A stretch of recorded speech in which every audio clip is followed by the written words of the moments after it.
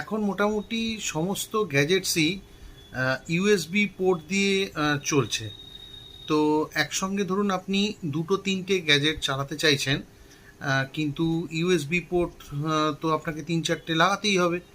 এবার সেক্ষেত্রে ধরুন প্লাগ পয়েন্ট আপনার সামনে একটাই আছে, যেখানে আপনি একটাই মাত্র অ্যাডাপ্টার লাগাতে পারেন।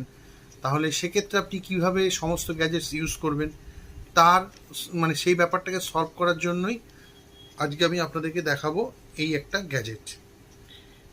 এই গ্যাজেটটা 5Q, এটা হচ্ছে ইসেল কার্ড থেকে আমার নেওয়া। এটা এই প্লাগ পয়েন্টে লেগে যাবে এবং এই মুখটায় আপনারা দেখতে পাচ্ছেন চারটে পোর্ট আছে। চারটে পোর্টে চারটে ডেটা কেবল লেগে যাবে এবং চারটে গ্যাজেট আপনি অ্যাট এ টাইম চালাতে পারবেন। এটা অনেকটাই আপনার গ্যাজেটগুলো চালাবার ইস্যু সলভ করে দেবে।